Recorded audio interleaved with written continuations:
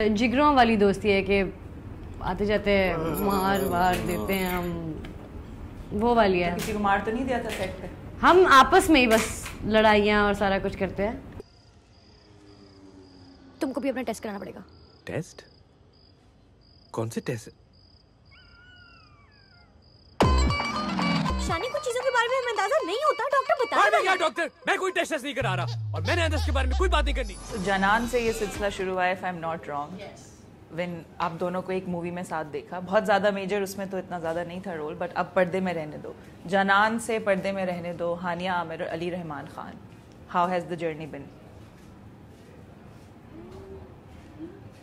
हानिया, एक बहुत comfortable environment था। हम वैसे भी दोस्त रह चुके हैं फिल्मों के अलावा भी, तो इसलिए हम बहुत एक्साइटेड थे कि हम काम करने लगे हैं इकट्ठे और हमें मज़ा भी बहुत ज़्यादा आया। इस बार दोबारा जब मूवी के लिए एक साथ आप लोग सेट पर आए, बिकॉज एक गैप था बीच में। असल में इतना पहले जाना नहीं थी, हम शायद भूल गए थे। हाँ, क्योंकि आई थिंक हमारी दोस्ती भी काफ़ी थी, मगर अब ज़्यादा इस टाइम पे ज़्यादा हो गई थी क्योंकि we started hanging out quite a lot. अच्छा लगता है ये समा। तो जब ऑफ स्क्रीन दोस्ती होती है, आपस में बॉन्डिंग होती है, तो रोमांटिक सीक्वेंसेस करना ऑड नहीं लगता है या कंफर्टेबल लगता है? ज़्यादा कंफर्टेबल होता है। कंफर्टेबल होता है। हाँ, ज़्यादा कंफर्टेबल होता है क्योंकि आप उस इंसान को जानते होते हैं, तो बेहतर है कि आप अपने दोस्त जिसको जानते हैं उसके साथ रोमांटिक सीन्स करें, तो उसको भी समझ आएगी, केमिस्ट्री भी ऑलरेडी होती है, रादर देन कि आप किसी स्ट्रेंजर के साथ कर रहे हो। So it helps.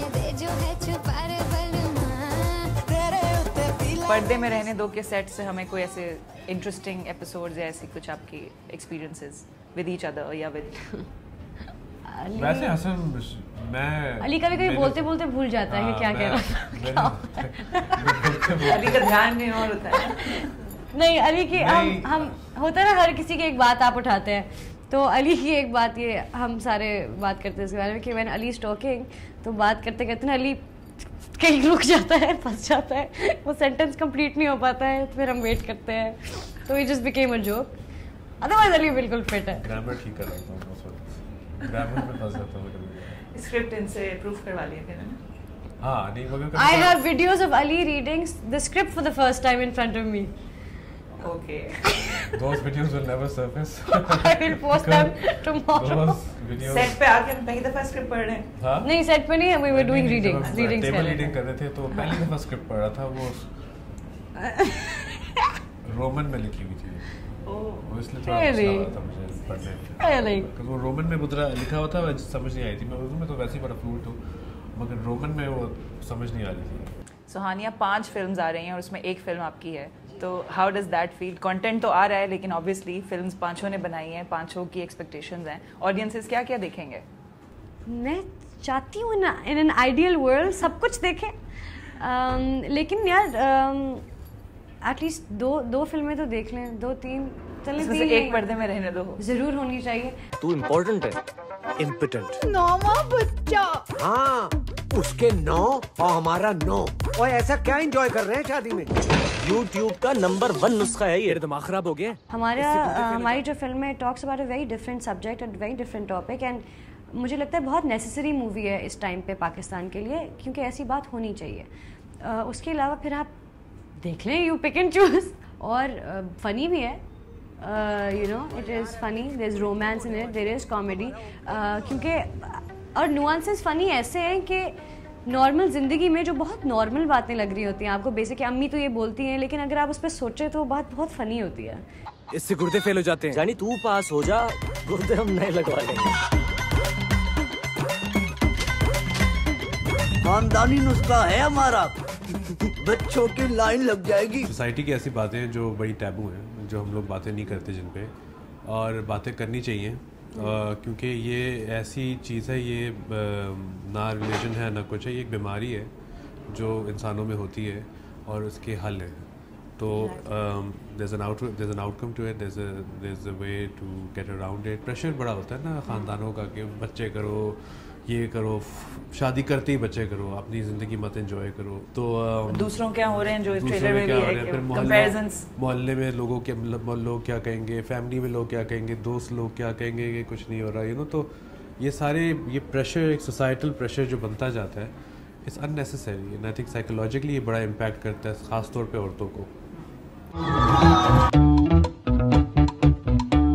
Social media की अगर बात करें तो you are always making headlines and I would say different reasons के लिए, ज़रूरी नहीं है कि बुरा अच्छा रीज़न, बट लोग इंटरेस्ट लेते हैं, आप शेयर कर रही होते हैं। आपको अच्छा लगता है to keep your fans updated?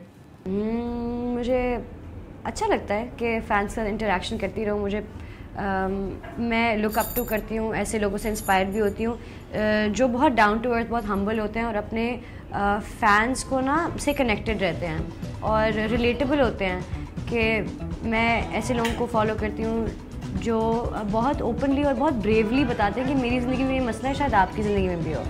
तो मुझे वो एस्पेक्ट बहुत पसंद है, इसलिए मैं चाहती हूँ कि अपने फ़ैन से कनेक्टेड रहूँ। इतनी दफ़ा होता है वो मुझे मैसेज करते हैं, प्लीज़ मेरे ये हैं, मेरे लिए दुआ करें, या कोई इशू बता रहे थे मेरी दोस्त का ये लड़ाई हुई, and I love talking to them and it's kind of unbelievable when I tell people कि मैं इतना कनेक्ट करती हूँ ऑडियंस से। उनको यकीन नहीं आता। I go to malls, I meet people, I go shop with them, वो मेरे साथ फिरते हैं। ऐसा हुआ वे ग्लोरिया पे बैठ गए, कॉफ़ी पी रहे हैं। So I love interacting with people who are watching me for my craft. Obviously इस पर फिर बैकलैश भी आता है, लोग अप्रिशिएट भी करते हैं। So keeping up with it ये कितना मुश्किल काम है? देखिए, हर कोई अपने बैटल्स चूज़ करता है और मैं हमेशा सोचती हूँ कि मुझे एक फेम इस तरह मिली है या इज़्ज़त इतनी लोग देते हैं तो कोई तो वजह होगी। अब लेके जेब में बैठ तो नहीं जानी। तो अगर मैं अपने मीडियम के थ्रू, जिसका मुझे इतना पता है कि मुझे पता है कि मैं एक वीडियो लगाऊंगी और कोई तमीज़ की बात करूँगी, कोई अच्छी बात सिखा दूँगी या हंसा रही हूँ किसी को, तो अच्छी बात है कि 4 लोग सीख जाएंगे। एंड आई नो कि कुछ बातें जो हैं जो कि सही होती हैं, कुछ लोगों को सही नहीं लगती, जो मैं करती हूँ या किसी भी टॉपिक के बारे में जो मुश्किल बात है कर लेती हूँ, वो I choose my battle. I am good at making content but I don't stay on social media, like I don't go through everything, you know.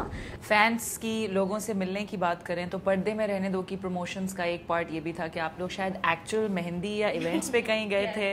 सो वो एक्सपीरियंस कैसा था, प्लीज हमें बताएं। ने बहुत वियर्ड और क्रेजी चीज की है। हम किसी की शादी में घुस गए। बड़ा अच्छा था। I mean, we crashed, हमने मेहंदी क्रैश की।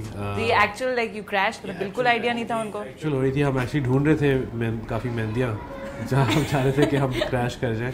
उनमें से सिर्फ आई थिंक जो मेन फोकल पॉइंट, एक फोकल पॉइंट था जिनको पता था कि हम आ रहे हैं, क्योंकि उनके साथ हमने उनको इन्फॉर्म करना था और बाकी किसी को नहीं पता था। मतलब कि ना ग्रूम को पता था, ना ग्रूम की वाइफ को पता था, ना उनकी फैमिलीज़ को या उनके बड़ों को पता, किसी को नहीं पता था। हम तो बस वैसे ही ढोल धमाका लेके ना बाहर जमा हुए, लोगों ने देखना शुरू किया कि बाहर क्या हो रहा है और फिर हम अंदर ही घुस गए और हमने फिर धूम धमाके हमने ऐसे कहा कि कोई और, वो लोग समझे कोई और मेहंदी आ रही है और फिर हम अंदर गए। लोगों को आई थिंक रजिस्टर करने में भी काफ़ी टाइम लगा कि हो क्या रहा है। हम तो यही सोचे थे कि बड़ी मार पड़ेगी, लोग क्या सोच रहे होंगे।